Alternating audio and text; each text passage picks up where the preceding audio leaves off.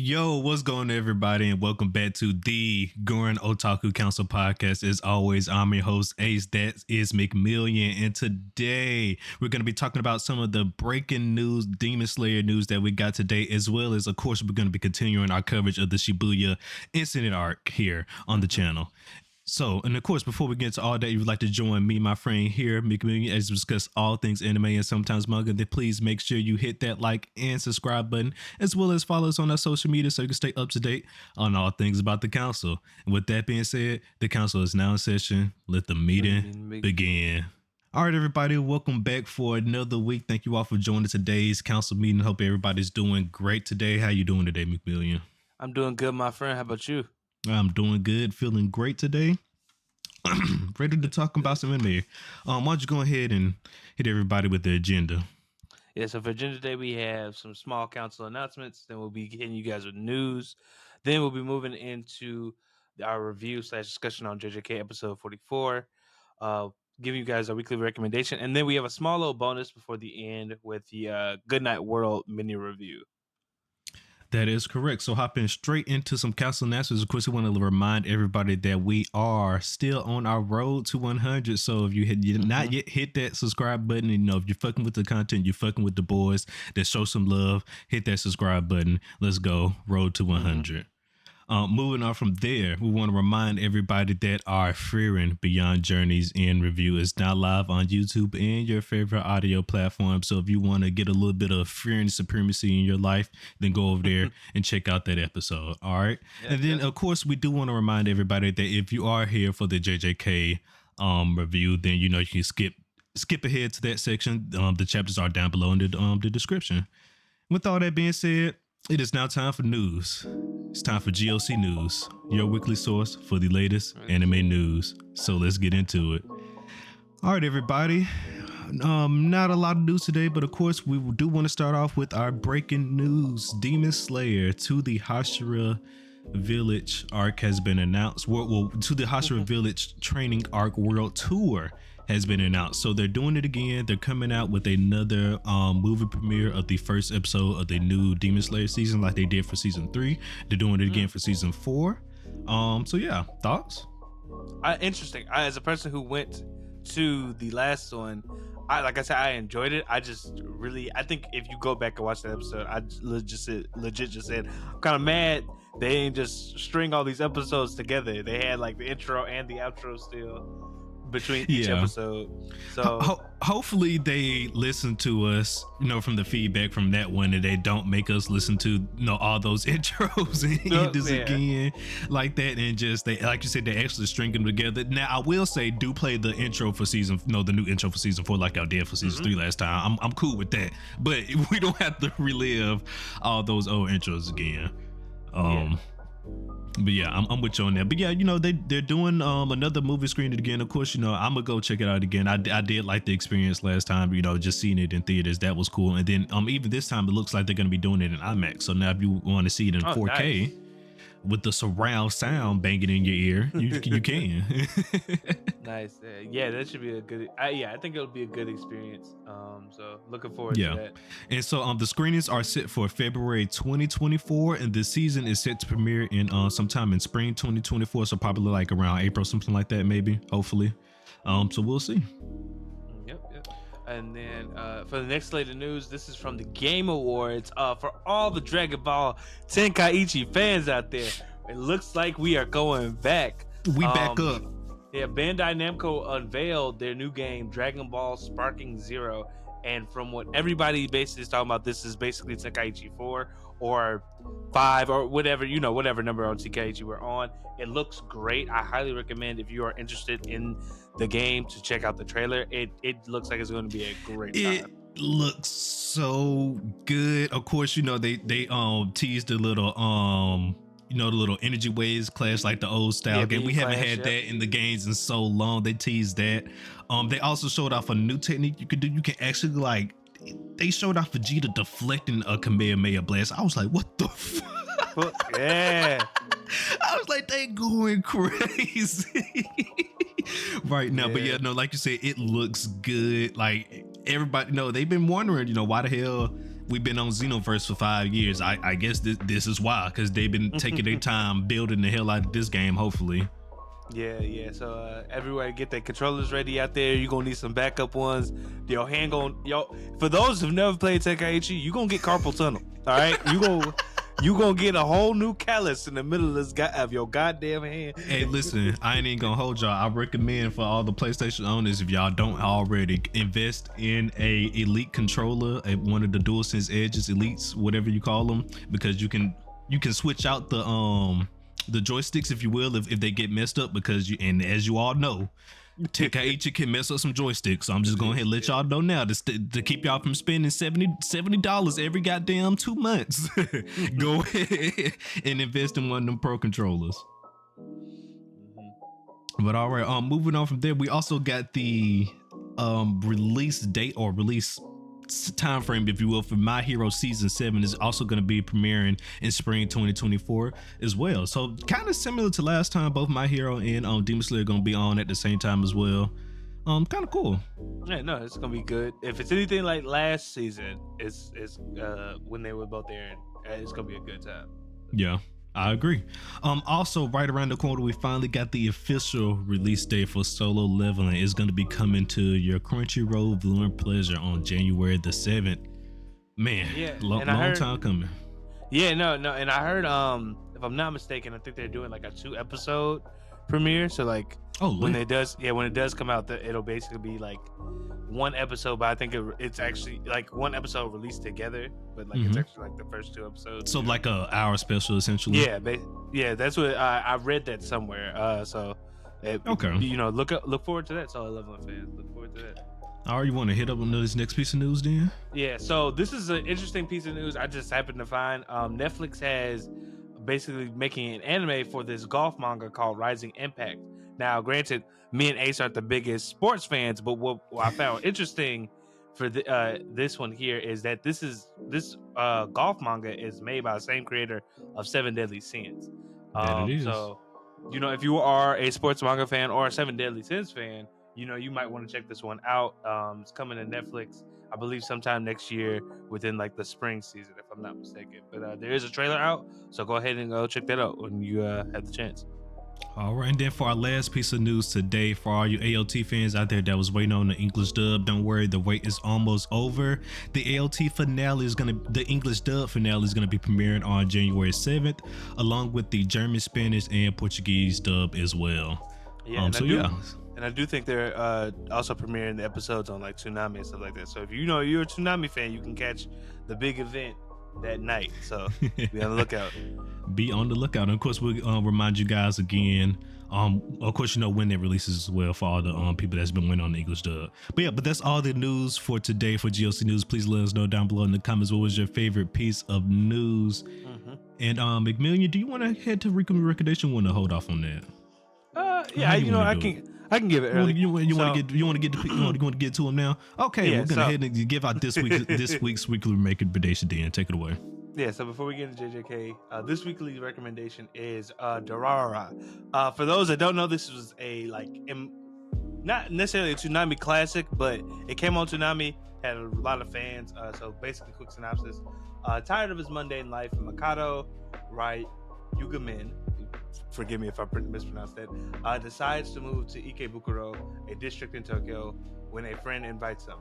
With everything from invisible gangs to rumored beings, Ikebukuro is full of connected mysteries where people's past intertwine with the present. This anime has 2 seasons. I believe both are at 24 episodes, so you've got a lot of content to watch. But basically, within the premise, like I said, it sounds like it is a shonen-like show with like a lot of action and mystery, as well as a lot of folklore, a lot of legends and stuff that like exists. It's really interesting, really good watch. Do check it out, in my opinion. All right, once again, this week's weekly recommendation is Durarara. I believe I checked this one out. I can't remember if I finished it or not. I'm gonna have to go back and double check that. But yeah, with all that being said, it is now time. We're going to be heading on into our JJK review. With today, episode 44, Right and Wrong, part 3.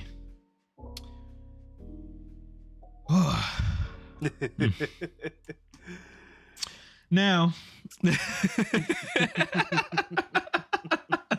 before I get on my bullshit, I do want to say I am happy that our boy Toto has finally stepped up onto the scene.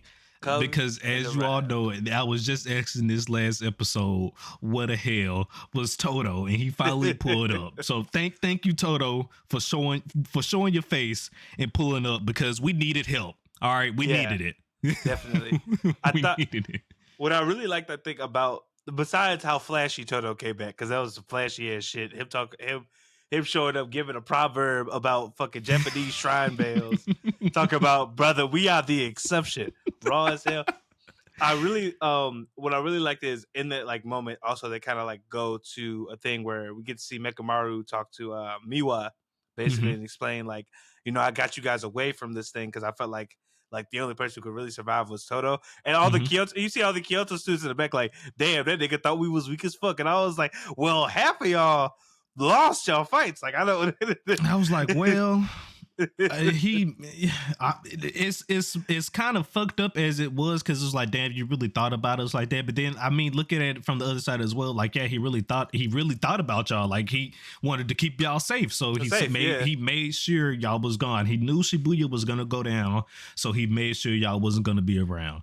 I mean, look at it however you want to look at it, but at least for me, I think he was trying to be a good friend. No, I do too. I just thought it was hilarious that they were like really mad at that, and I was like, y'all understand that if you worried about the fact that like the people who beat y'all in battle are gonna lose, why would he why would he keep y'all there? Is all I'm saying. Like, y'all taking it personal, but he really was just trying to look out for everybody. He was just trying to look out, and then they had the heartwarming moment between him and Miwa, there we go as well. That was a touching scene as well. I didn't think we was gonna get that this out. Like, it totally came out of nowhere. I am kind of glad we did get it this episode, because I'd rather we got it this episode than next episode. So I'm good.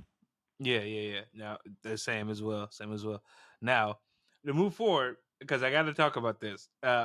Toto arrives, and we meet a new character, Arata Nita. And apparently he has a curse technique where he can prevent people from their injuries from worsening, like bleeding out, stuff like that. And he tells Itadori after he uses it on him that he uses it on Nobara. And while Nobara currently doesn't have a pulse or anything, her condition won't worsen, and there is a chance that she might live. Yay, woohoo. I just got to ask Ace, though, do we really think Nobara is surviving? Or is this just a well wish? Because my thing is, the way in the beginning of this episode is also hella jarring. Because why the fuck do I need to look at Itadori through her empty ass eye socket? They were wrong for that. Wrong for that. That is a fighting scene. I will come to the studio and fight you, Mappa, because there was no reason for you guys to do that at all. Zero reason. Oh my god.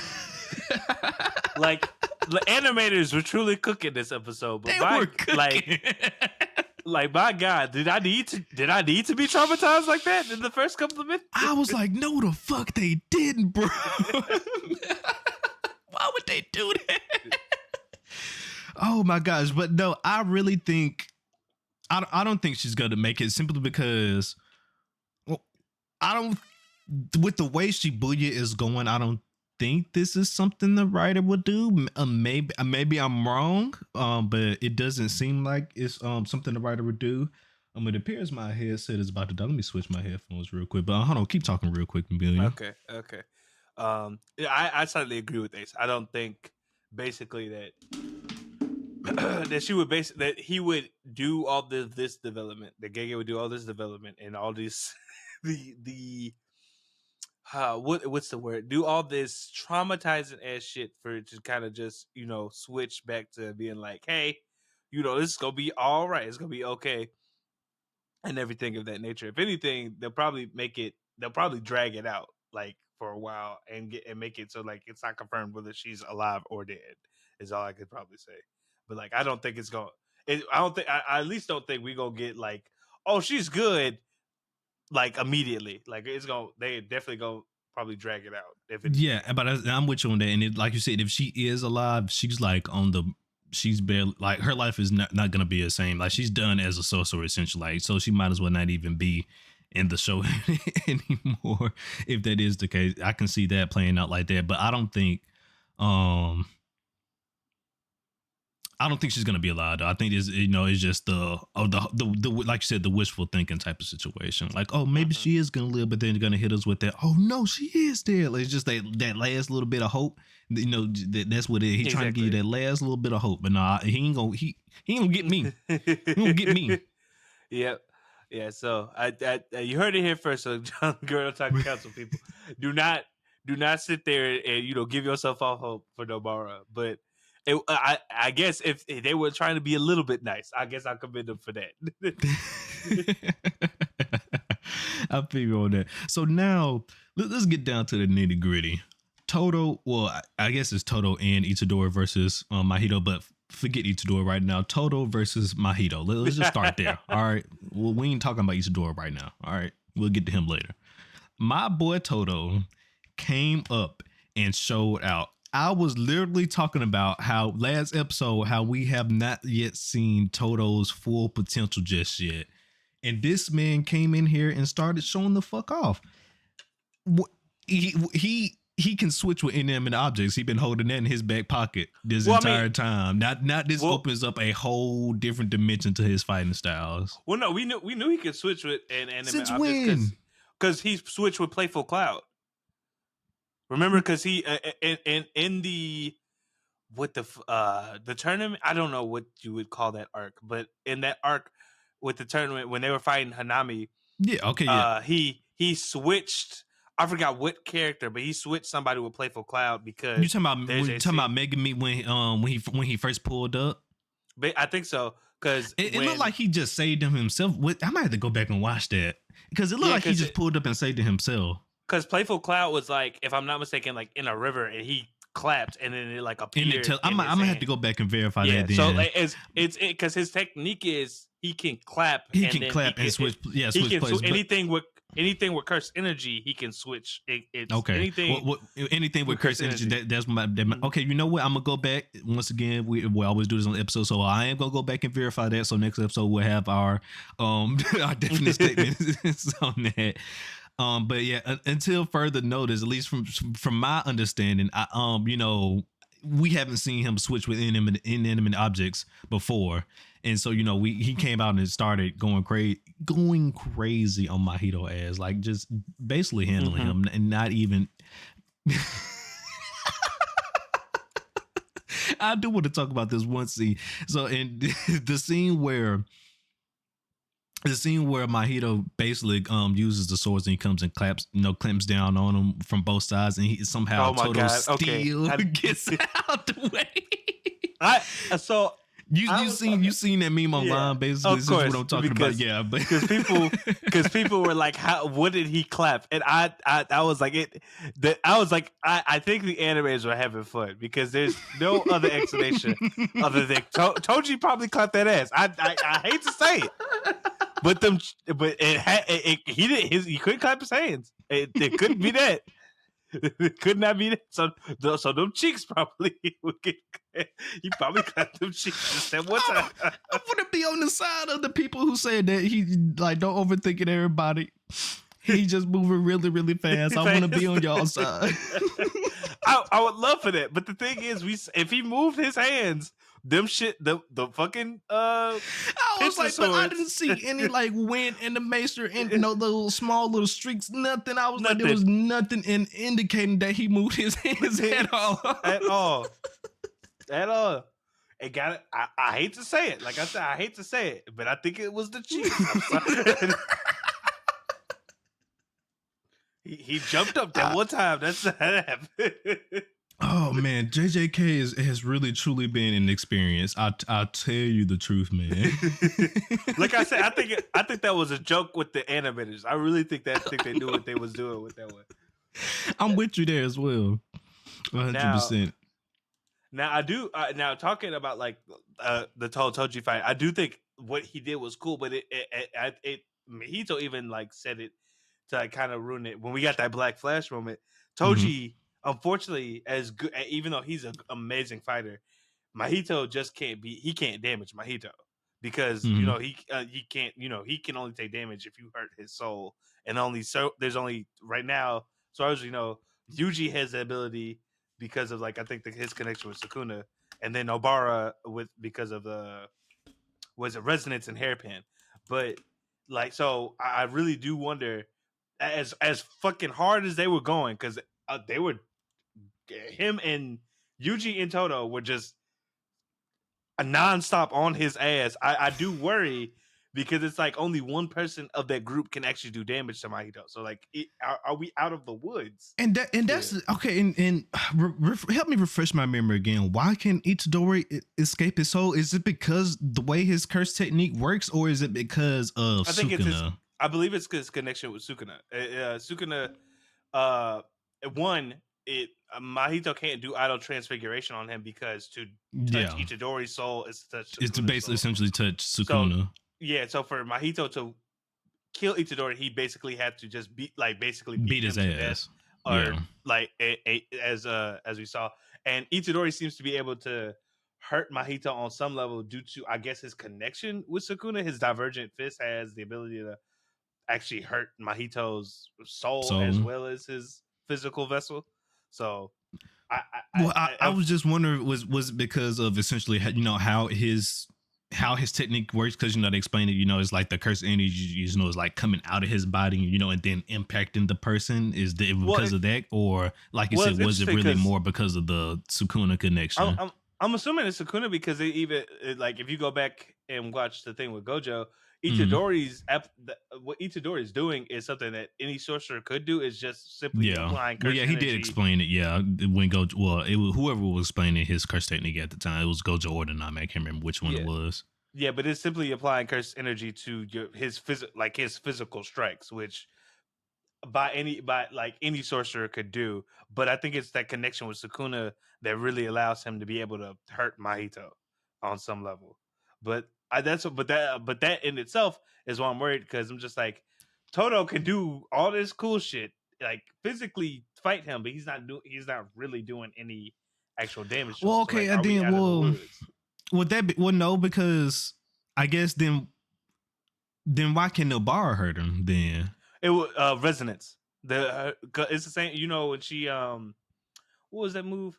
The move. Oh no, I'm sorry. It's hairpin, because hairpin apparently can affect his soul. That's what we found out last episode. Because when she did when she stuck a nail, when she did those like nails on the ground that he got hit by, it actually like morphed his form. Yeah, but I'm saying what's different behind. But no, with her curse technique, besides just being regular, curse energy that she's imbuing inside of these nails, like what's different? Well, that's what I'm saying. Like, I'm not 100% sure what like Itadori's is, but like I know like for instance, resonance and hairpin actually can like hurt people on a more than physical level, because that was the whole thing. Like when they were fighting the two, was it cursed womb people? Like the only way for them to win was because Nobara used resonance, and that affected both of the brothers' souls to where they got poisoned, but like affected by like their own poison and stuff like that. I'm going to go back and verify that as well. If anybody that's watching or listening now, if y'all know the answer to why Nobara's attack can affect people's soul, please leave it down in the comments to help me refresh my memory. But yeah, but you know what? I guess that's the perfect segue into this one topic you want to discuss, and I guess you really wanted to know this from me. Clapping versus nails is Todo's technique technically stronger than Nobara's technique? And I'm only doing that because I was being petty, because you brought up how like hammer and nails is weak, but I was like, I feel you. It really, this episode to me solidified that it don't matter what your curse technique is. I feel Todo's just clapping and switching, and Nobara can do all this other stuff with her nails. So that's all I was bringing up. I don't know. Listen. Todo is basically Yuji as well, because he's also left and right, but he also he has his curse technique. He can switch places and stuff, so it makes him like the off-brand. Well, not necessarily off-brand, because I would say he's more of a upgraded version of Sasuke. I kind of wanted to be funny with it, but I can't think of it to make it kind of like a joke. But he's kind of he's similar to Sasuke and of course Law with his techniques, from One Piece and stuff like that. And just the ability to switch places and stuff like that. And as we've seen in shows like that, it's a strong ability. So I'm not going to sit here and downplay that ability. And then at the same time, we know that Todo can throw hands. And also, I'm gonna ask you this: can Nobara do a Black Flash?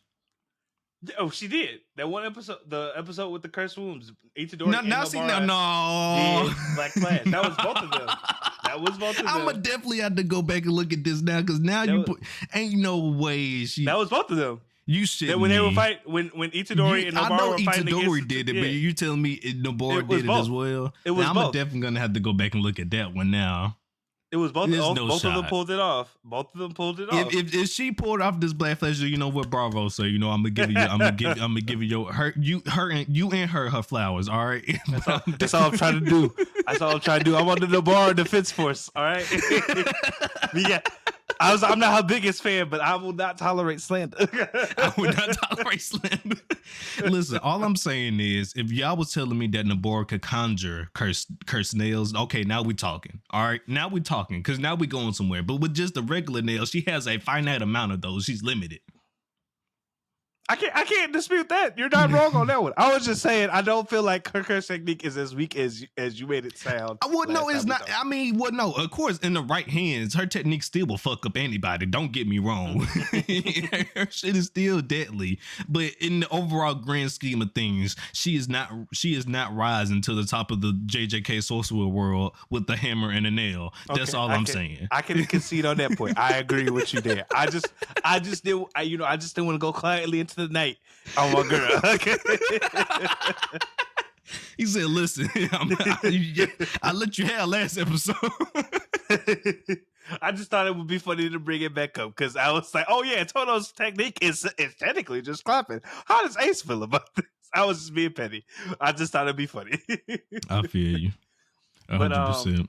But before we wrap everything up, also before we wrap everything up, shout out to All Might, man. Toto with the All Might. That was oh my god! All Might Go plus Ultra reference. I love. First off, shout out to the map of animes. I already said it. Amazing job, but like that shit was phenomenal. I want to shout out to the people that make anime edits, because the people that put All Might the plus ultra theme I haven't seen under it. that. I haven't seen it. You gotta send it to me. Okay, I'm gonna look it up after we done recording. I'm gonna send it to you. But like somebody did that, and somebody added the All Might. This is to go further beyond. And matched it up to the Black Flash. It was great. Shouts out to y'all, because that made me laugh so hard. I love the internet. Yeah, you definitely gotta send me that. I haven't seen that. You definitely gotta send me that. Undefeated. 100%. But besides how good this episode was, animation wise, stuff like that, there's a loose thread that I'm every episode I'm just like, are we ever gonna touch up on this? Is Mei dead? Because listen. They just left her. They just all we saw was her in that tunnel after she beat that one curse spirit. We ain't heard from her in a few episodes. Yeah, it's been a while. Like our boy Sukuna done wreaked havoc. Goddamn, what's his name? Done came and wreaked havoc as well. I can't remember his Fushiguro. Done came and fucked up some shit. Hell, Jogo even came and fucked up some shit. Like it's been a few stuff that went down since we done last heard from May. And I'm just like, her and her brother are in that tunnel, and as far as I know, they did, because even Meme said, "I don't think I can beat Ghetto." So like, is that what we leaving it? That ain't what she said? She said, if I'm going to beat him, I need to be at my full strength when I get there. She did. That is true. But I'm just saying, she did admit that she would have trouble, and I just want to know. She admitted she would have trouble, yes, but she didn't flat out say, "Hey, that nigga just goes like." Hey, she said, "I can take him now." Like she had a little bit of confidence now. I just need to see some confirmation of life, okay? Because like, as far as I know, shit's up in the air right now. Well, listen, I'm not even gonna hold you with the way this arc has been going. I'm not gonna be surprised at all. Is by the next time, whenever we do flash to whatever the hell Ghetto got going on, we just gonna be like, yeah, maybe I didn't dispose of her already, but there we go. I got the confirmation. Exactly. I got the confirmation. That's all I'm asking for. Because they showed her in one scene, and I ain't seen her in about like 5 episodes. So like, what's happening? we ain't even gonna get to see that fight. It's just gonna be, I already handled her, and then it's just gonna flash to her dead body just somewhere in the tunnel, just like, damn. Damn. I can't believe it. You was a real one, man. If you had a fan, I was your fan. All right, let me tell you, I was a believer. I had faith. They didn't have faith in you, but I did. Unlike those Nabora haters. When the callers coming from inside the house. I hate this man, yo. I hate him and I love him. Oh my god. I know I don't hate Nabora. I fuck with Nabora. Like I said, I just. I said my piece. I just never saw her going far with a hammer and nails. Is all I'm saying. Like I said, if we was talking about her conjuring nails, cursed nails, now we talking. All right. Now we. He said that's some oomph. He said that's some oomph. That's some oomph because she can make them appear wherever she wants. Control them, movement. And now we talking. Now that's deadly. All right. I get you. I completely get you. I just felt like I had to bring that back up because I thought that would just be hilarious. Because then what is she? Because now with conjuring nails, what if she can increase the size of them? Now she got fat ass nails just coming at you. Again, nail constructs that do sound good. I do not lie. I will not lie. But hey, Gage, if you bring Nabora back, give her that upgrade. Let her conjure nails. Give her the power boost she needs. That would be interesting. That would be interesting because I don't really think we've seen the evolution of curse techniques like that before. Like other than I guess Hollow Purple. And then on top of that, give her another hammer, 2 hammers. 2 hammers, dual wielding. I'm not gonna lie, that would be the hypest shit. Dude, man, you seen Nabora pull up with 2 motherfucking hammers than just spectral nails floating around. What the hell are you gonna do, man? Get the fuck out of Dodge. That's what you gonna do. Yep. But yeah, this episode was great. I can't wait to see what the conclusion of this fight is next episode. If we get the conclusion, regardless, I think this fight about to be hype as shit. I love I love the way they ended it with how they were like they had them title cards and it was like they are now all fighting at 125%. I said it before and I'll say it again. I love the new season 2 commentator that we got this season. It's just a perfect touch to the series. I love it. Yep. The narrator go hard, and I'm very excited. So let us know what you guys thought of this episode down in the comments. What's your opinion? Place your bets now. Who you think you're gonna win? I'd love to hear from you guys. 100%. But with all that, before we wrap up the episode, we're gonna talk about Goodnight World real quick. There we are. So what's up, everybody? This is something I think that we're actually gonna want to start doing on the podcast here a lot more. These like little mini reviews of shows because this will help us just talk about other shows as well and just let you guys know what we think about stuff and also give you more recommendations and stuff like that as well. But the Goodnight World mini review. So this was intended to be a full on Netflix anime review, a part of our Netflix anime series. And then once again, I do want to remind everybody. So we did record that episode. But like I said, just after really listening to the episode and really just sitting down with my thoughts, I just felt like everything I really need to say about this series could be said in like 3 to 5 minutes. So, all right, so here we go. So Goodnight World. So for me, it had a great theme and a great strong initial premise going on. Like I love the MMO world settings, that's ever since SAO came out, I've been earning for the next great, MMO type world, anime type thing, like, right? So it had that going for it, and then it had the other interesting plot mixed in with it with the family aspect of it, where they don't like each other in real life, but they're actually getting along and learning how to essentially live with each other by playing through the MMO, playing in the MMO. But that is not what we got at all for this show. Like essentially that's like what I described was what is basically how they marketed to us as.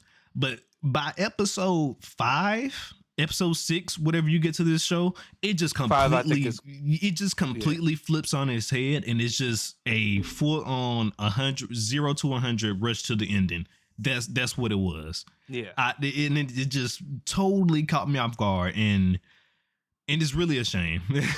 It's really a shame.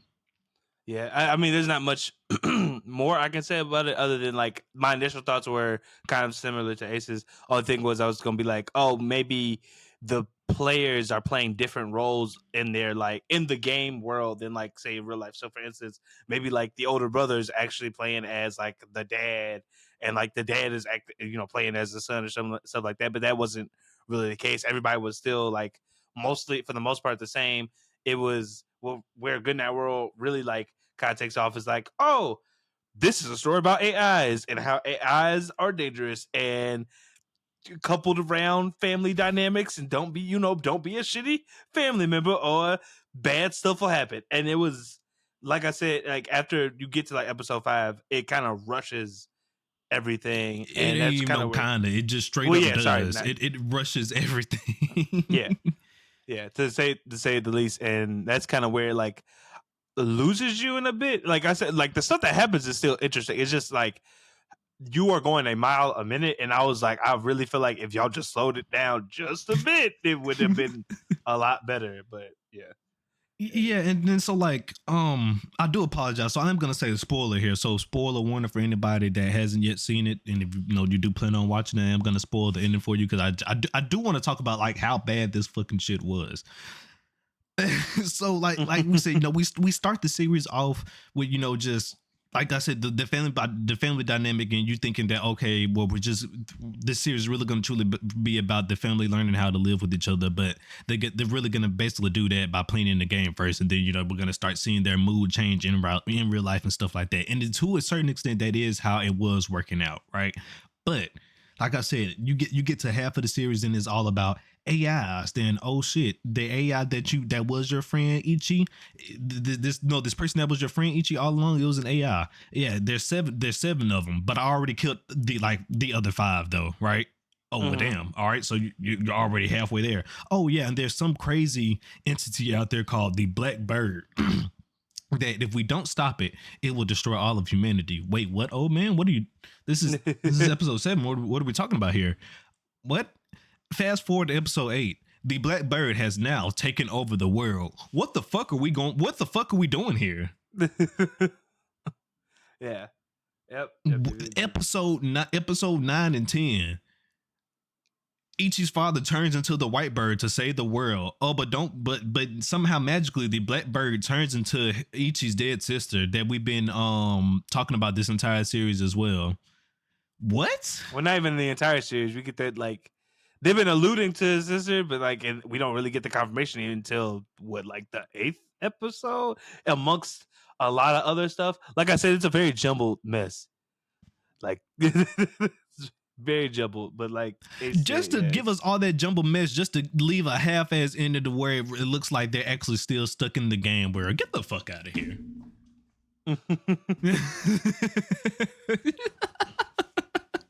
It can't summarize it better, really.